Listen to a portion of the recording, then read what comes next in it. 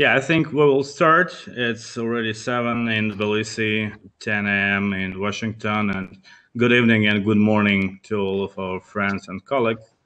I would like to welcome all of you to this on-the-record panel discussion, NATO Georgia from Partnership to Membership, which is organized by the Fresh Foundation and the Borders on Media Project. My name is Егор Куроптев. I am the head of South Caucasus Office of the Fresh Foundation. And I would like to ask, please, those who do not speak, turn off your microphones. Fresh Foundation focuses on developing a strategic vision of Russia after Putin. Please turn off microphones. Who is not speaking at the moment? Thank you. And we're also, Fresh Foundation also informing international community opinion making on the real situation in Russia. We also share our expertise in countering Russia's malign influence abroad. I think that the topic of our today's discussion is very important, not only for Georgia, but for the broader region, at least for the South Caucasus at the moment, where we see different developments. I hope that of our distinguished speakers, distinguished guests will serve as some food for thought, also in Brussels, in Washington, and in other capitals of NATO alliance. Georgia, for many years, is a credible and reliable partner of NATO. Georgian soldiers are serving shoulder to shoulder to NATO's colleagues and in mission in Afghanistan. Georgian citizens overwhelmingly support. Sorry, could you please turn off the microphone? Yeah, thanks a lot. Support the membership, NATO membership for Georgia. And therefore, I hope that NATO will make the final step and invite Georgia to become a member as soon as possible. And that step will certainly, from my point of view, strengthen regional security and stability, and will send a very, very important message to those countries who are trying to prevent democratization of Georgia and the region. Yes, there are different problems in Georgia, but this country is moving forward, and the people of this country deserve a better future and safer today. Before I introduce our distinguished speakers, I would like to once again express my gratitude to the NATO leadership for the support provided to Georgia and Ukraine, as well as to welcome Ambassador of the United States, Her Excellency Kelly Dagnan, and Georgia's closest friends and allies from the European Union who attend this conference today, and maybe express our gratitude for sustainable and unconditional support to Georgia, and now for doing everything possible to help Georgia resolve a very, very difficult political and economic crisis. Our distinguished speakers today, I don't think they need to be introduced, but Lieutenant General retired Ben Hoджес, who is a Pershing Chair at the Center for European Policy Analysis. Mr. Hoджес is also former commanding general of the United States Army in Europe. Ambassador Mэтью Брайза, Senior Fellow at the Atlantic Council, and Mr. Braiza is also former Director of the International Center for Defense and Security in Tallinn, former Director on the National Security Council staff in the White House, and former Ambassador to Azerbaijan. Ambassador Yan Kelli, who is now Ambassador in Residence at Northwestern University. Ambassador Kelli is a former U.S. Ambassador to Georgia and OSCE. Prior to this ambassadorships, Ambassador Kelli held a variety of high-level positions at State Department. And Mr. Luc Coffey will join us a little bit later. He's a director of the Ellison Center for Foreign Policy Studies at the Heritage Foundation, and I think he will join us at a bit, about 10-15 minutes. I will now ask several questions to our distinguished speakers, and then in the second half, I will ask you, our distinguished guests, to ask your questions too. I have many questions asked during registration already, so the interest to this discussion was really very, very big. And I would like to start with Lieutenant General Hoджес, because recently Mr. Hoджес made several statements, very strong statements, supporting Georgia's membership in NATO. And it was a big article that you wrote I think, months ago after the war in Nagorno-Karabakh ended. And you said that at this moment, West is, maybe I'll paraphrase, losing the situation, and it should do something, should make more steps to ensure the stability and its influence in the region. And one of these steps, one of such a steps could be inviting Georgia now to the alliance. Please, Mr. Hodges, could you please express your opinions and thoughts on the issue? Thanks, Igor. Well, first of all, of course, Georgia should be in NATO already. I think the Kremlin, the last thing the Kremlin wants is to get into a conflict with 30, 31 nations of NATO. And so that's why there's already sort of a new Iron Curtain across the Black Sea where they do use force against Georgia and Ukraine and Moldova, but they don't use force against Romania, Bulgaria, or Turkey. So Georgia's security would immediately improve, but also I think the alliance would improve by adding Georgia, by having an anchor on the east end of the Black Sea in the South Caucasus, as well as what we have on the southern and western end of the Black Sea. This is about competition, great power competition, and I really do believe that great power competition prevents great power conflict when we demonstrate strategic interests and we put resources there and we compete in diplomacy and information and economy as well as military. It's our failure to compete in the region is why we're standing on the sidelines now as Russian peacekeepers occupy Nagorno-Karabakh, as well as continue to occupy 20% of Georgia, still continue to occupy illegally Transnistria, and of course, Ukraine. Is because we did not compete. Now, two of our best diplomats are on your program today, Mэтью Braiza and Yan Kelli. So we have had great diplomats, just like the embassy team in Tbilisi today, in the region. But what we have not done is sustained long-term U.S. whole-of-government investment, encouraging private investment, demonstrating that we care about the region. So despite the efforts of some of our best diplomats, the Russians see that the United States as a whole, the whole government in the West, are not committed to the area. And so that's why they're pretty sure they can use force and that we're not actually going to do anything about it. Thanks a lot. Thanks a lot. I would like to continue the same topic with Ambassador Braiza. Ambassador Braiza, could you please tell me, after this war in Nagorno-Karabakh, after we see situation in the region, what I mean that the standard is now more in Caucasus.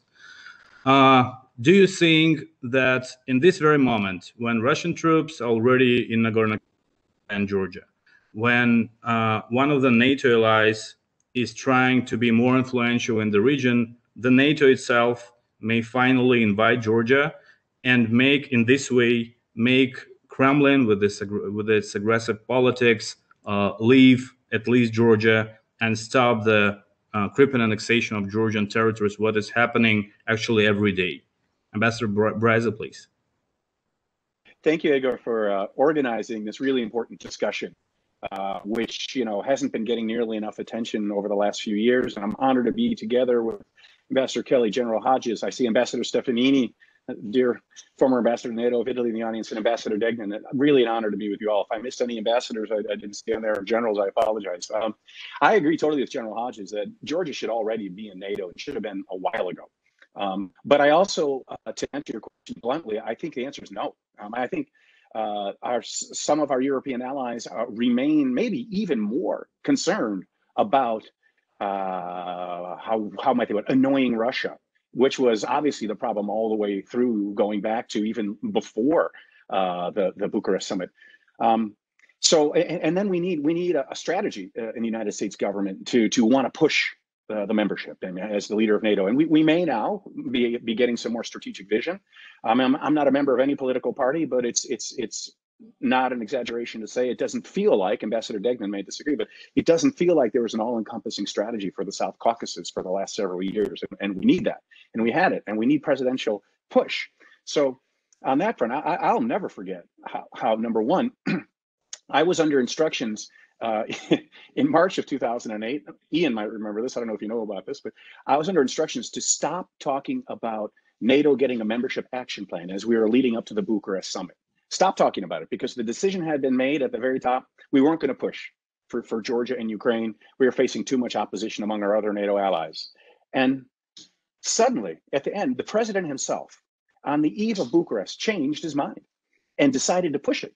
And I suppose this is not divulging classified information, but he said the afternoon of, he said, I'm going to push like crazy as hard as I can tonight at the NATO dinner in Bucharest, the heads of state, to try to get consensus in the alliance. I don't think I'm going to make it. I think I'm going to be resisted, but I'm going to try as hard as I possibly can. Okay, it didn't work. And we ended up getting that terrible formulation, Georgia and Ukraine will be in NATO eventually, just not now. So President Putin, if you want to stop this, act this year. That obviously that second part I just added. So I think that residual concern about bringing Georgia into NATO being too confrontational toward Russia is still a predominant theme. I take your points, Igor, great points about the Russian peacekeeping presence in Azerbaijani territory now. In fact, it's a heavier than your normal peacekeeping operation when you look at who they have in it and the armor that they have and the paratroopers, and it's nothing like, maybe it's a good thing. It's nothing like what was put together for the Balkans, which didn't work well. There is a legitimate need for a muscular peacekeeping force now to keep the Armenian and Azerbaijani troops separated. True.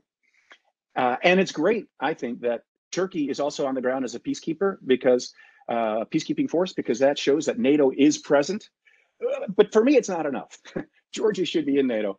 But I think I'm saying for the third time now, there still is residual resistance. And I think my last point is so unfair. Okay, I understand the point that NATO doesn't want to import a separatist conflict or territorial dispute into the alliance, obviously because NATO involved in a shooting war. But think back to the formation of NATO, right? And like the reasons why. Germany was separated. A major reason to form NATO was to provide a credible deterrent precisely while Germany was split. So if it was okay back then to form NATO, to bring West Germany at the time in, because we realized that provided a deterrent force against the Soviet aggression, I don't understand why that logic doesn't hold today. I can understand there's a lack of courage, but I don't understand why that logic is any less valid today than it was back then. Thanks a lot, Ambassador Braiza. Ambassador Kelly, you know Georgia very, very well. You of the United States to Georgia recently. And could you please, I would like to ask you to advocate for Georgia. As Ambassador Braiza just said, there are many capitals that still believe that Georgia should not join the alliance. I would like Ambassador Kelly to advocate for Georgia and say why Georgia is ready to enter the alliance and why the alliance is the best one, maybe because of different political issues in the world for this to happen. Ambassador Kelly, please. Well, thanks very much, Егор, for hosting this. It's a very, I think, important discussion. Very pleased to be here with my colleagues. Good to see other friends on the screen here, especially Ambassador Degnan, Ambassador Stefanini. I think that there is an important political principle that has been absolutely shredded by the Russian Federation. And Georgia's admission into NATO, I think, is a real important opportunity to try and reassert the primacy of this principle. And the principle is the right of all states to make sovereign decisions about their own security decisions. This was a principle that was signed off on actually by the USSR in 1990 in the Charter of Paris, and this is something I think that the transatlantic community really has to try and reinforce. And with the new administration coming in, I think we have that opportunity to do that. It's especially important because I've been really concerned about a real lack of interest of the West, of Europe, and of the United States in the desire of Georgia to fulfill its long vocation of joining the West, both the EU and NATO. And this indifference, I think you can see in the way events that Matt was talking about in Nagorno-Karabakh and the surrounding regions have unfolded. I think that in many ways, the United States in particular has subcontracted the negotiations, the Minsk group negotiations to Russia. And I think that has really presented yet another blow to this very important principle from the Charter of Paris about the right of all countries to choose their own security arrangements, in that Russia is the only country that really has stepped forward to provide security guarantees of any kind for Georgia's two neighbors, Azerbaijan and Armenia. And then finally, just to wrap up, why does Georgia need to join? There are many reasons. I think Ben laid out very well the security reasons, but there's also a political reason, and that's that the West needs democracy and pluralism to succeed in the South Caucasus and the greater Eurasian region. And I'll say that, Егор, as you made reference to, Georgia's in a bit of a crisis right now. It needs to get back on the path of pluralism. And it's been my experience that the best leverage the West has to keep democracy and pluralism on the right track is the whole idea of adhering to democratic standards that both the EU and NATO insist on for their members. Thanks a lot, Ambassador Kelly. Mr. Luke Coffey already joined us, and I would like to ask the question whether the military presence of United States forces, Luke Coffey stated about some time ago, is now possible or needed, in parallel maybe with the NATO process, and will it, according to your understanding, ensure the stability and security of the region, the presence of U.S. military here in Georgia? Mr. Luke Coffey, please. Thank you, Edgar, and I want to thank you and the Free Russia Foundation for inviting me to speak. I apologize, I was a few minutes late. I was actually speaking at another virtual event, and you can do these back-to-back now. So it's great to be here to among so many familiar and well-respected faces and be a part of this panel. You mentioned the possibility of a U.S. military presence in Georgia, and could this be done in parallel to the NATO process of eventual Georgian membership? I would say yes, because when Georgia joins NATO someday, and I'm certain someday it will happen, that the road to Georgia's membership to NATO is paved on the U.S.-Georgia bilateral relationship. So anytime that the U.S. can enhance that bilateral relationship, it will bring Georgia closer, excuse me, to NATO membership. I think it makes perfect sense to have a military presence in Georgia if the Georgian people want us there. We have to be there as guests. We have to be asked to be there. And I think that if that were to be the case, it would benefit the U.S. strategically because of Georgia's location in the region and because of our years of cooperation and interoperability in places like Iraq and Afghanistan. But I think we need to be very modest in this approach, and we should view it as a process. Overnight we're not going to have a new Grafenwehr or a new Vicenza in Georgia. We should have we should start off small. a small military presence, a detachment perhaps, that can eventually grow over time into a more established or bigger military presence. Again, if the Georgian people want us to be there. But I certainly think it would help Georgia's NATO aspirations. And if I may just say a quick word, admittedly, I joined the conversation late. I heard the end of Matt Braiza's comments about one of the difficulties of Georgia joining NATO is the partial occupation, and how the example that Matt gave was East and West Germany, which is a great example. But luckily there is a creative solution to getting Georgia inside of NATO, even with a partial occupation. And I'm not sure if this was discussed before I joined, but this would be amending Article 6 of the North Atlantic Treaty during the accession protocol process.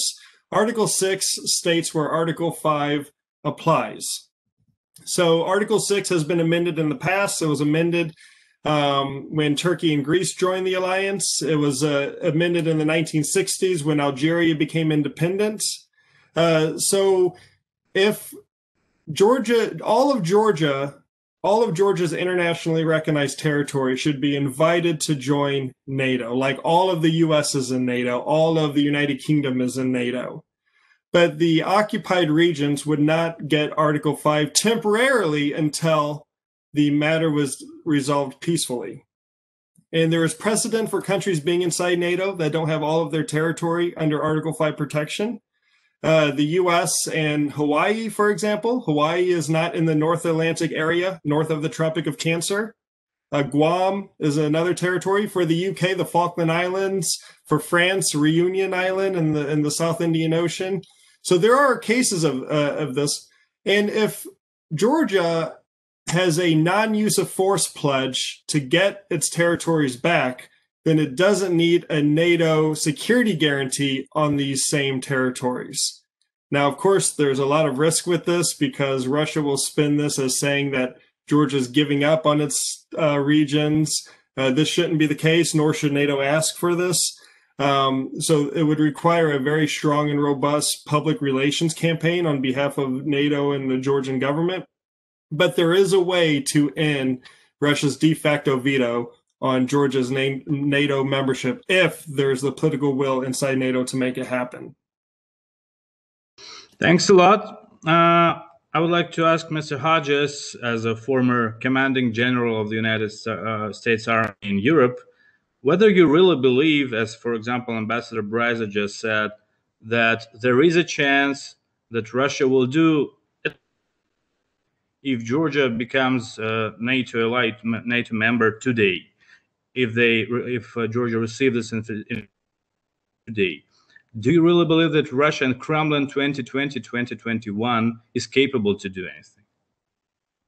Well, first of all, I believe anything Matt Braiza says, no matter what the subject is, of course.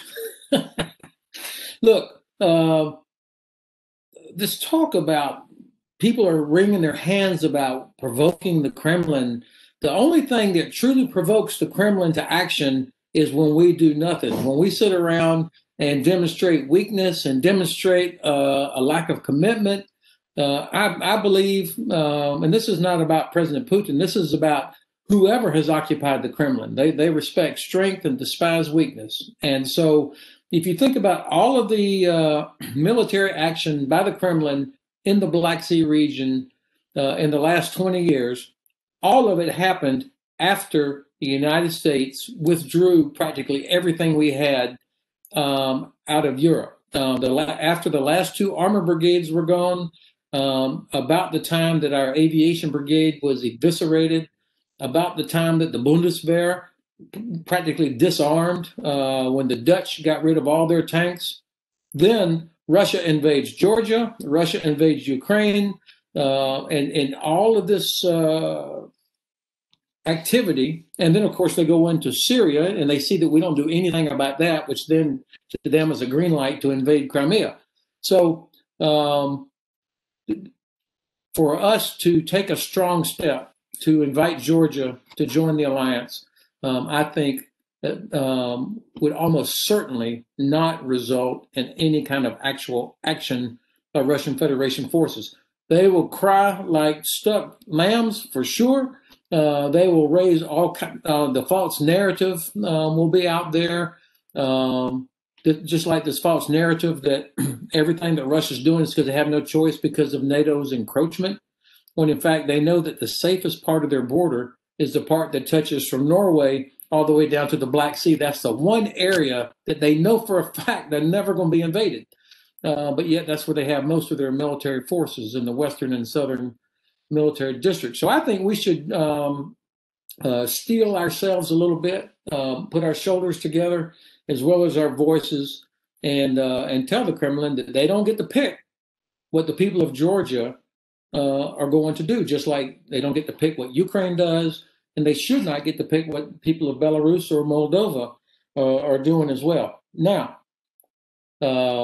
Georgia, the people of Georgia, have got to be 100% clear that this is what they want also. I was a little bit disappointed that the president of Georgia recently said almost nothing when the new parliament came in. I think she mentioned NATO membership one time. So I'm not convinced that the current leadership of the Georgian Dream Party is 100% really truly committed to membership or doing all the other things. I think it is time inside Georgia for a very robust public debate about Georgia's national security strategy.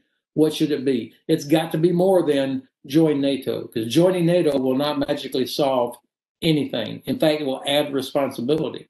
And the real work has got to be done internal, building up societal resilience so that people can once again trust their government, trust their elections, trust their legal processes, and encourage private investment from the West so that people in Germany and the Netherlands, France, UK start paying attention to the security status of Georgia. Then you'll have real security.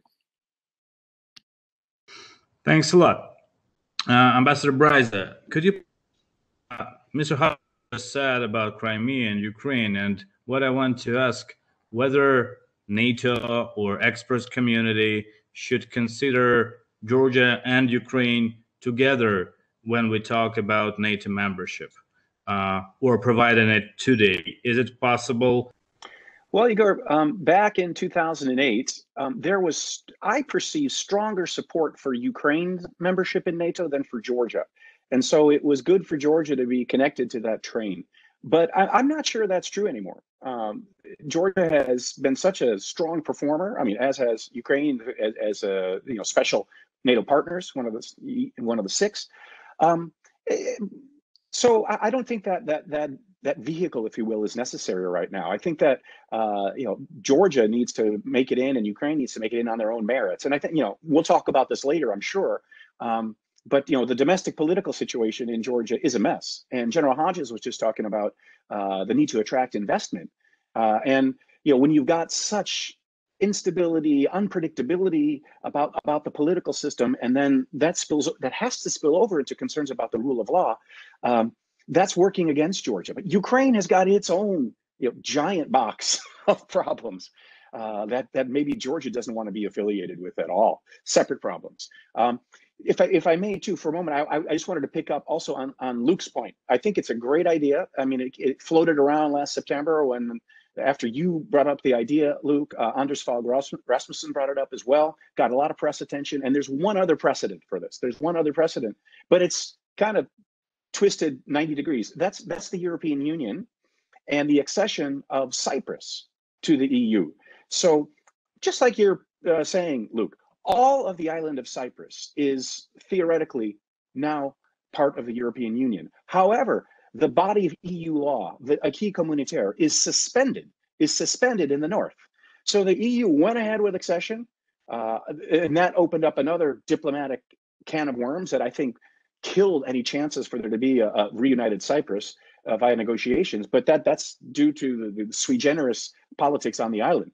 In the case of Georgia, this is a perfect way to get around what I believe is a pretext for Georgia not being invited into NATO, saying it's got separatist conflicts on its territory or separatist issues. I mean, Spain has, Catalonia. I mean, Canada has Quebec. So any creative way to get around that pretext, I think is a good idea. And again, there are plenty of legal precedents for it, as Luke described for us. Can I just jump on that really fast? The point that Matt just made about internal ethnic disputes or border disputes is one of the big excuses given as to why Georgia cannot join. And Estonia doesn't even have a legal de jure border with Russia. Okay. It has a de facto border, but not a de jure border with Russia. And you think often you hear this claim that, well, according to NATO's rules, a country cannot join the alliance if it has a border dispute or if it has internal ethnic divisions. And this is nonsense. Firstly, Article 10 of the 1949 North Atlantic Treaty mentions nothing at all about this issue. And that's the article that focuses on enlargement. Basically, you need to be in the North Atlantic area, north of the Tropic of Cancer, and you need to be able to be a democracy, and you need to demonstrate that you can contribute to the region's security. That's what Article 10 says. But actually, Article 10 doesn't say North Atlantic region, north of the Tropic of Cancer. It actually says Europe. You have to be European, so any new members have to be European. But the 1995 NATO study on enlargement does mention this point. This was a study that NATO conducted in 1995, looking at the whole range of issues related to enlargement in the post-Cold War collapse of the Soviet Union era. And in this document, it does say that border disputes, ethnic divisions, ethnic disputes will be a factor in a country joining the alliance. It doesn't say it would be the factor. And I think that use of an indefinite article in the English language there is crucial in this debate. The border dispute Georgia has with Russia, or the occupation that Georgia is experiencing from Russia, is not the factor in its ability to join the alliance. It is a factor that the alliance has to consider, but it's not the factor. And I think that's important to point out. Could you please tell us what do you think about the new policy or strategic vision of the Kremlin towards Abkhazia and occupied South Ossetia in regard with the resolution, if we can name it as a resolution? Thanks, Егор. I think it's deeply disturbing, if not at all surprising, some of these newer developments to try and de facto annex the governance and the economy of Abkhazia, and it's part of a broader push by Russia to extend its hegemony or even rule over the sovereign territory of other nations. And I think it really just it presents, I think, more of an argument rather than or a stronger argument rather than a weaker argument for bringing Georgia into both the EU and into NATO. Again, because we simply do not accept such de facto annexation of sovereign countries. So it's important, I think, that we maintain the kind of rhetoric that we've maintained really since 1991, that we support the territorial integrity of Georgia. But I think now is the time for us to really come up with some deeds, because Russians don't really they're not swayed by arguments. They're swayed by the situation on the ground. And Ben mentioned the importance of expanding Western investment, of expanding the trade, bilateral trade between the U.S. and Georgia. And I think that's the best way forward for Georgia to be able to regain its territorial integrity, and that's to provide a virtuous counter model to the kind of economic stagnation that we see in Abkhazia and South Ossetia. So I think any strategy, and I surely hope the next administration comes up with a coherent strategy, not just for Georgia, but to the entire periphery of Russia. But any strategy, I think, has to be to really encourage and develop economic resilience of countries that are under threat, like Ukraine, Moldova, and Georgia. And would you say that, unfortunately, from my point of view, Putin 2020, maybe Putin 2021, his enlargement much more fast and effective than NATO's enlargement in the region? Well, I think the facts on the ground tell you that. I mean, there is an enlargement process of the Russian Federation going on. It's a creeping enlargement, but it is an enlargement nevertheless. And I think, for our mutual security, not just for the United States, but for Europe as well, we need to push out the borders of free markets and of democracy and pluralism. And as I said before, I think Georgia has the best potential to be a virtuous countermodel to the kind of governance that we see in Russia and the kind of crony capitalism and corruption that we see in Russia as well. Thanks a lot. Mr. Hodges, could you please tell me, you were just saying not so long ago about some development of naval forces of the United States in Georgia. Igor, thank you. I'm gonna have to be careful. You remember everything I say, and so I'm going to have to start paying close attention.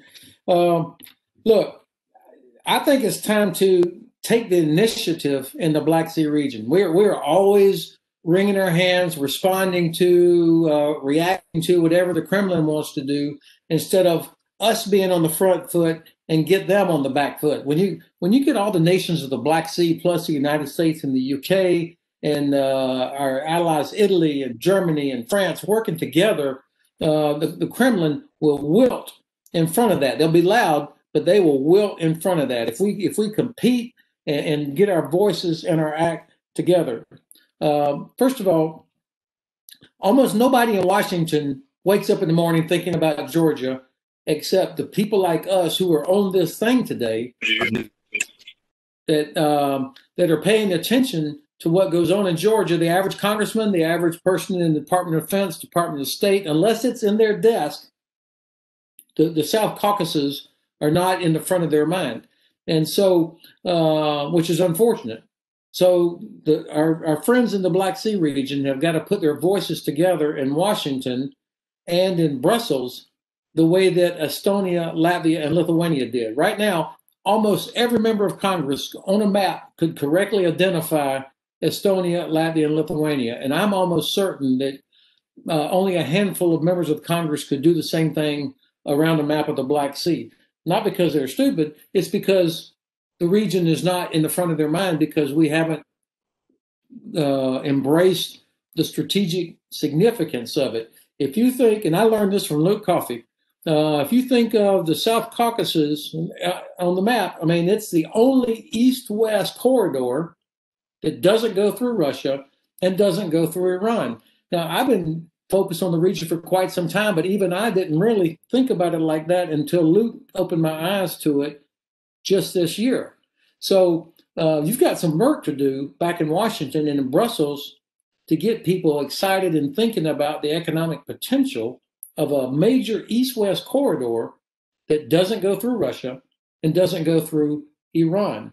Incredible economic potential there.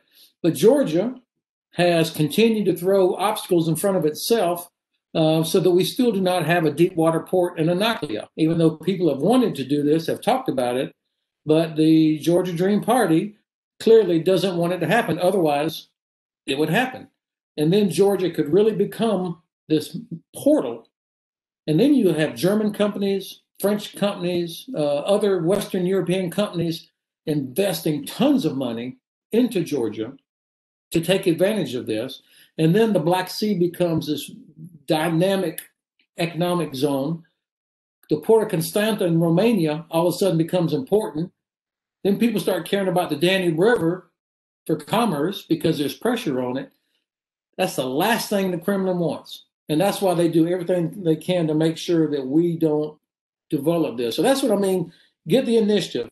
And yes, there should be, at the Port of Anaklia, there should be infrastructure for the United States Navy and the Royal Navy. U.S. Air Force should begin putting infrastructure at an air base there. Now, it doesn't have to be large scale, looks right, start small. But most of the Air Force is Air National Guard anyway. And so the state of Georgia, through the state partnership program, you could have full-time presence of Air Guardsmen there and do things to make it more attractive and easier for U.S. Air Force, U.S. Navy, and U.S. Army to cycle through Georgia and begin developing that presence. Thanks a lot. I think that our distinguished guests, have many questions. So I would like to start question and answer section. And as I know, there are some people. Ambassador Stefanini, you wanted to ask some question, please. Yes, thank you very much. And this connects to what General Hodges has just said. I mean, my bottom line is there have been many references to Georgian domestic politics. Is Georgia moving forward or backward? Let me go a little bit backward. In the run-up to the Bucharest summit, I was actually at that very dinner when the map was discussed, which was foreign ministers only. But my foreign minister wasn't there, so I was privileged to participate in it. And in the immediate aftermath, the debate within NATO about Georgia membership action plan could be sort of summarized in one sentence. Georgia is doing very well. It deserves a map ahead of other countries that already had the map and even membership, but there is no consensus. And of course, when there is no consensus in NATO, there's no consensus. Assuming, and many speakers, Matthew and others, I'm glad to see so many friends today, made a very convincing case that, say, the attitude within NATO might change. Or NATO membership is also a matter of institutions, values. General Hodges, you mentioned the attitude toward foreign investment that results from, and you mentioned the case of the Anaklia deporter port, which would be hugely important for the Black Sea. In your article that you wrote for The Hill, you mentioned also the issue of Caucasus Online, which is a huge project of connectivity that would be important at this present time, where, for instance, the EU is making connectivity as one of its major project. Now, are these isolated cases, or is it a pattern? And in your view, or in view of any one of the panelists, how issues behaviors, because now we have two major investment cases, Caucasus Online and the Anaklia port, that are under international arbitration. International arbitration means one day. in the future. It's like as soon as possible. When would it be possible? How these issues regarding foreign investment are going to play out with regard to the prospect for Georgia of NATO membership. Thank you very much. I believe that it is one of the major questions now, because of course we can discuss readiness of Europe to invite Georgia, but we need Georgia to be ready to enter the alliance as soon as Georgia receives this invitation. I would like to ask each of our participants to answer this question, and please, Ambassador Braiser. Thank you, and thanks, Stefano, for that question. Yeah, I think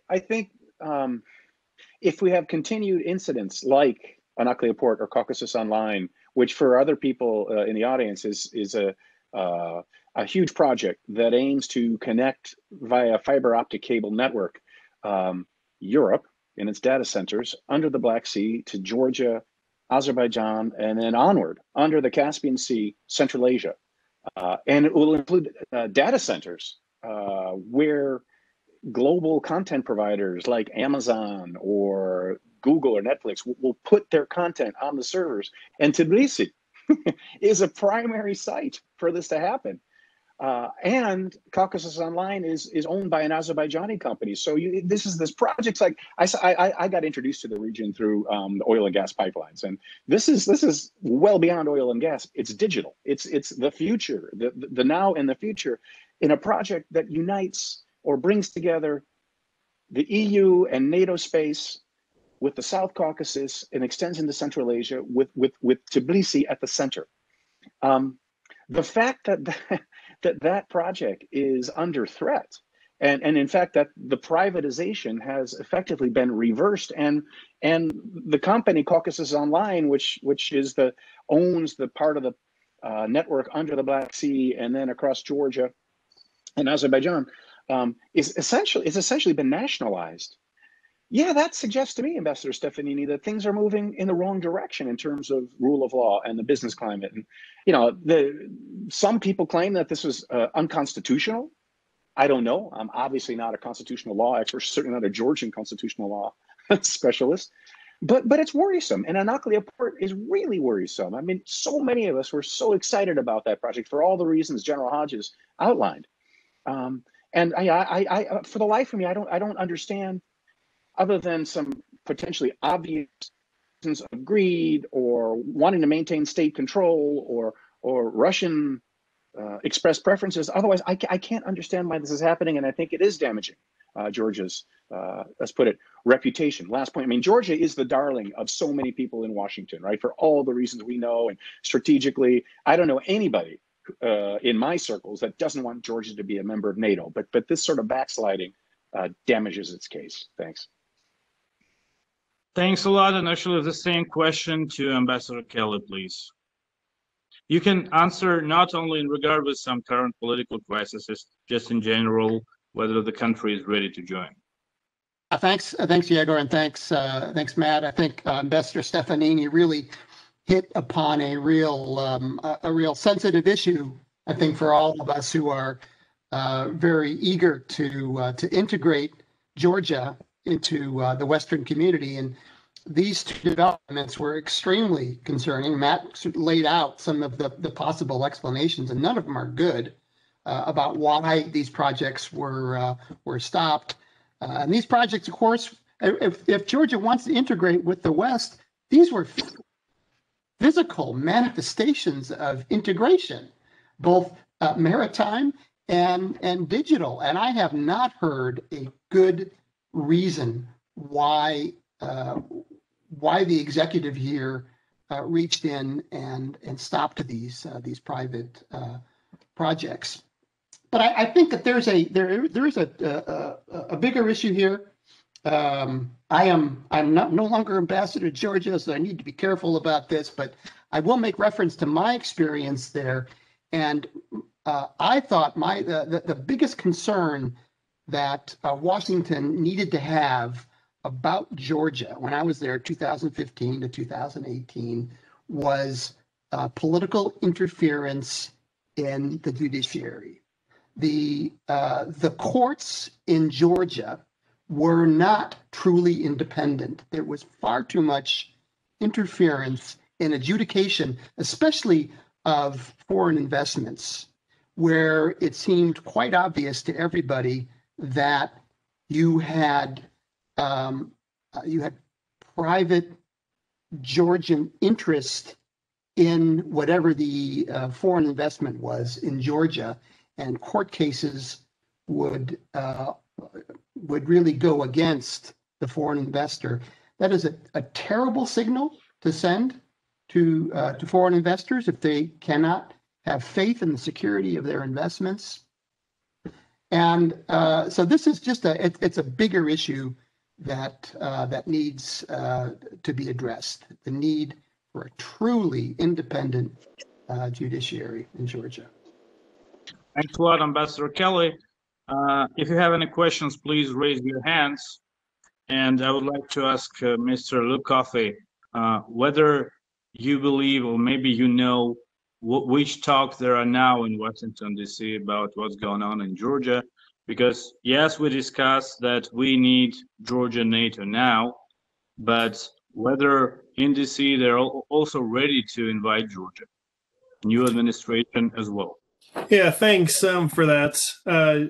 Do I believe that Georgia is ready to join NATO? I do believe this. If you look at the overall trend and trajectory of where Georgia has come from since the early 1990s to where it is today, it's made a huge amount of progress. And I remember Ben Hoджес and I both have something in common. We both once wore the U.S. Army uniform, but the difference is he made it to Lieutenant General and I made it to Captain.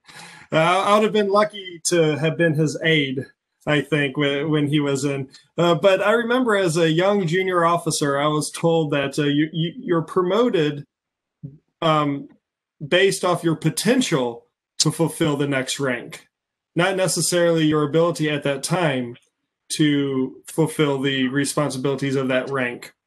So does Georgia have the potential to be a great NATO member? Yes. In fact, it's more productive now than many existing NATO members.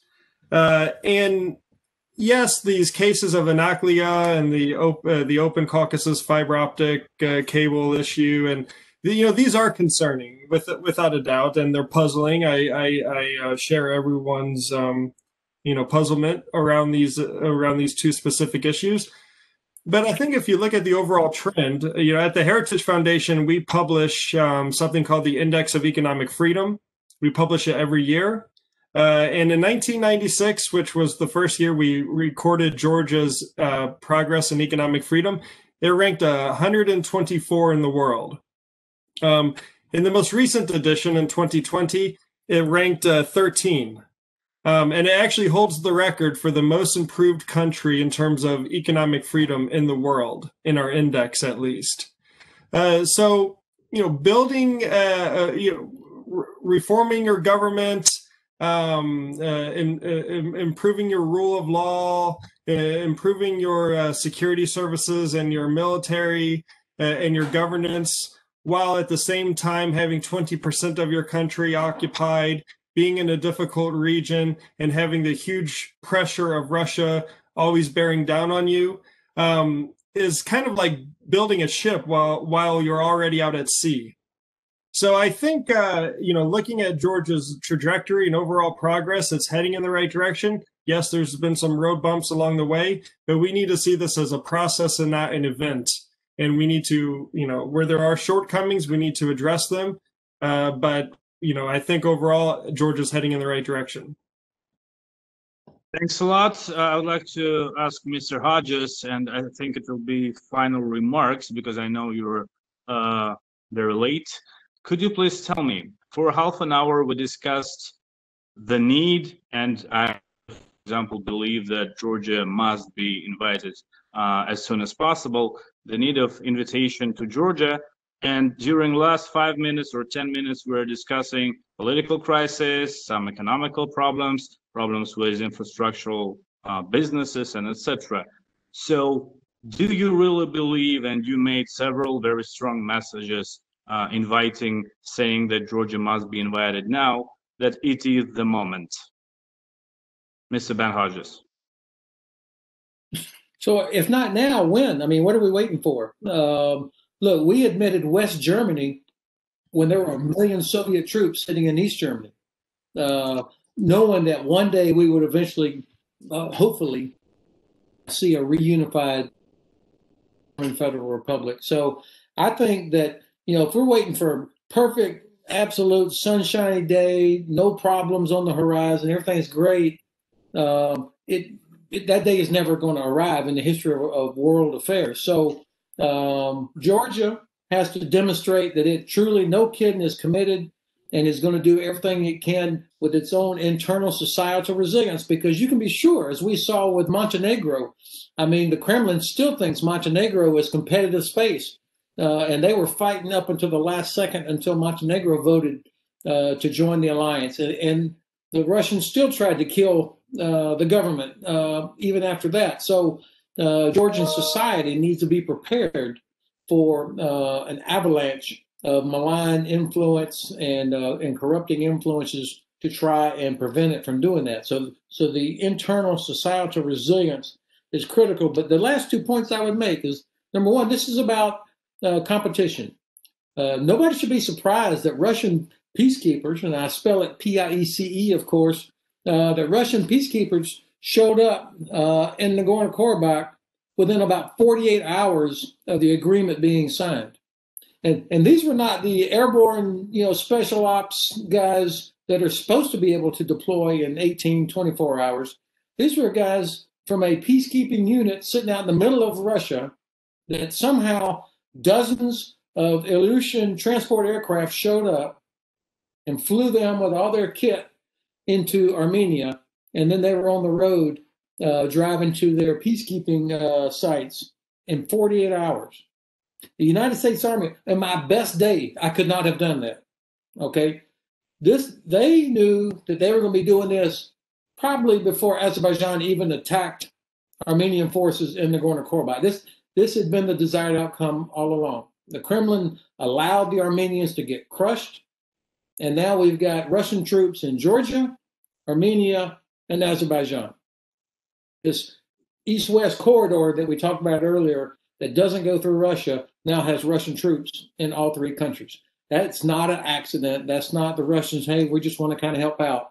This was a planned outcome from the beginning. That's what we're talking about. This is, and the Armenians need to take a real good close look at the relationship they have with the Kremlin. How in the hell have they benefited at all? And then why would Georgia allow Russian peacekeepers to fly through Georgian airspace into Armenia while you've got 10,000 Russian troops occupying 20% of Georgia? I don't understand that. The second point is this is about Georgia's future. There are so many incredibly talented young men and women that live and work in Georgia. I've seen them in universities. I've encountered them in different places, and they are going to leave.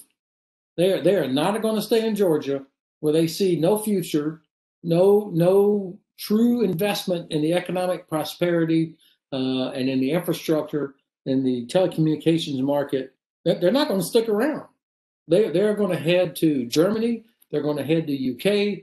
They're going to head to Scandinavia, or they're going to head to the US. And so that's what we're talking about here. This is not about NATO. This is about Georgia's future. Thanks a lot, Mr. Hodges. Thank you for joining us today and for this very interesting thoughts. I would like to ask all of our speakers to make final remarks, and please, if possible, to focus these remarks both on Georgia's membership and Ukrainian membership, because it's another country with a going on everyday military situation, losing lives, and etc. So please, Ambassador Kelly, your final remarks, please. Thanks, Yegor. Thanks in general for this very interesting and stimulating conversation.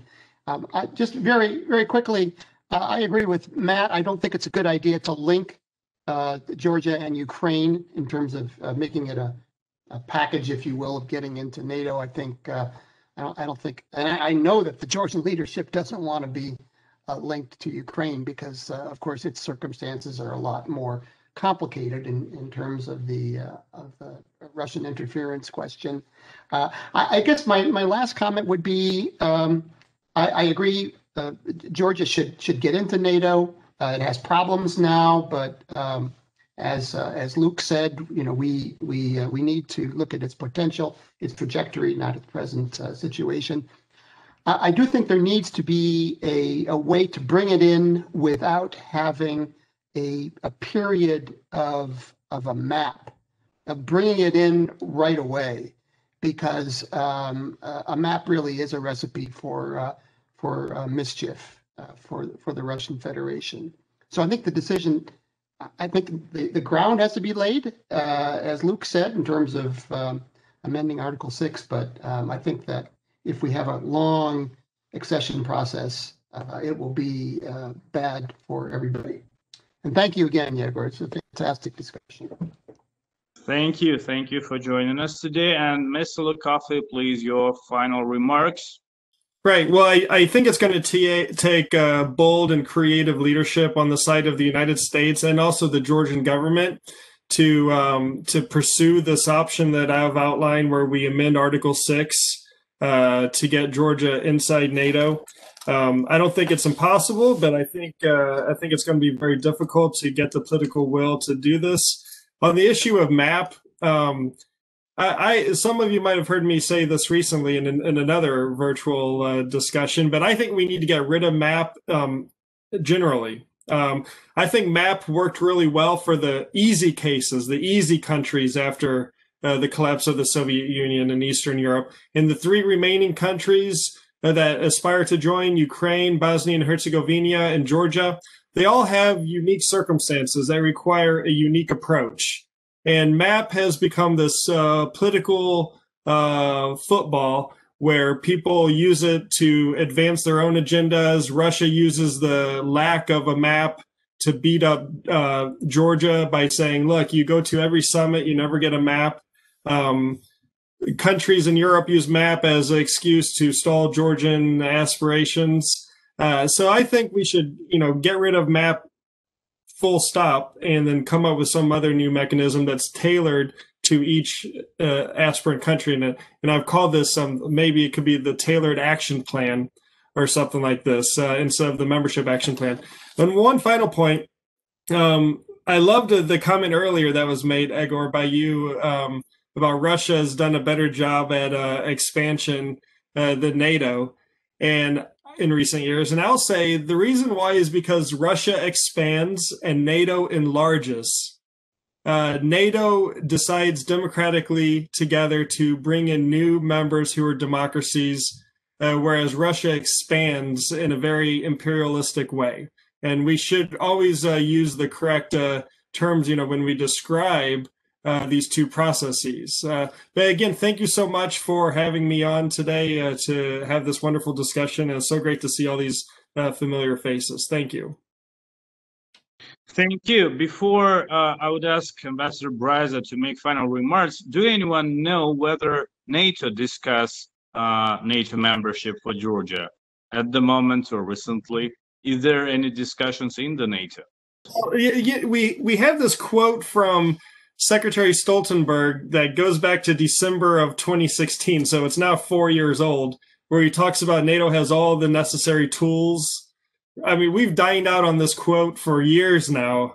I think it's run its course. We need a new quote, or we need a new something to give hope to this process. I don't know if it's been mentioned inside NATO circles in any meaningful way, that being Georgia's legitimate, genuine NATO aspirations, but it needs to be. It needs to be high up on the agenda. The issue of enlargement needs to be high up on the agenda. When I read recently the report by the team of experts, 10 experts, there was no NATO enlargement section in this report. There was everything else. There was women and security. There was environmentalism and security. There was everything in this report, but enlargement. So I don't know why we can't focus on this core issue that's mentioned, has its own article in the original founding document. We need to go back to the basics, brush off this document and reread the treaty and then go from there. Thanks a lot. Please, Ambassador Braiza, your final remarks. Sure. Number one, yeah, we used to call it NATO expansion, and we made a policy decision to call it enlargement. Said. Number two, I wish Georgia should already be in NATO. And when it gets into NATO, a lot of the problems I'll talk about at the very, very end of these remarks would be resolved both domestically and externally. But right now we need to give Ambassador Degnan and her EU counterparts some time to keep working their magic on the internal mediation of the disputes between the government and the opposition. That was, when I was doing my job in Washington, that was a huge role that the U.S. played. I don't even know, days and days and days with every opposition leader and the government doing anything we could to bring them together. We need time for Ambassador Degnan to be able to keep that going. But that's not going to take forever, right? There's going to be a resolution. The former Lithuanian Prime Minister Kubilius had a good suggestion yesterday, I think, have early elections maybe in 2 years or a year and a half rather than, in 2021. Okay. Something creative is hopefully going to happen. So we're going to need then to get that resolved. And then that's the moment, I think, when we ought to really make the move. Now, when that happens, or if Georgia were already in NATO, my last point, a huge motivation for the political mischief that we're seeing in Georgian domestic politics, or as General Hodges put it in the case of Montenegro, that the lack of settlement of political disputes and rule of law in Montenegro creates a competitive space for Russia. So once Georgia is in NATO, Georgia is no longer a competitive space for domestic Georgian politics. I mean, for Russia in domestic Georgian politics. And then finally, of course, once Georgia's in NATO, as General Hodges, as Luke has said, as Ian has said, that alone, the membership of Georgia in NATO is a huge deterrent in itself. And so I recall on, I think it was like August 18th in 2008, after the armed hostilities had stopped, or Russia was still obviously invading and occupying, it was Nicolas Sarkozy who published an op-ed in the Washington Post. And to paraphrase it, he said, it's terrible what just happened with Russia invading Georgia. But, the real problem would be if Russia were to invade Ukraine. So, in other words, why didn't we take the stand there as NATO, right? We wouldn't have had Ukraine. And then President Saakashvili, about the same time, maybe the same day, we can look this up, he gave a statement that said simply, Crimea is next. Thanks a lot. Thanks a lot. And I would like to once again express my gratitude to all our distinguished speakers and our distinguished guests. And as you just said, wish success. And again, say thank you to our colleagues from European embassies and the US Embassy in Tbilisi, and wish them great success now, because not so long ago, Mr. Apathy said that there is no country in the NATO where opposition boycotting the parliament. So I hope that everything will be done to resolve this political crisis, and we wish all the best in this, our friends from embassies. Thank you all for coming. Thank you for this very interesting, from my point of view, discussion. It will be public tomorrow. It was on the record discussion, and it will be distributed widely. So I hope that it will help somehow to initiate the discussion inside the NATO as well. Thank you. Goodbye.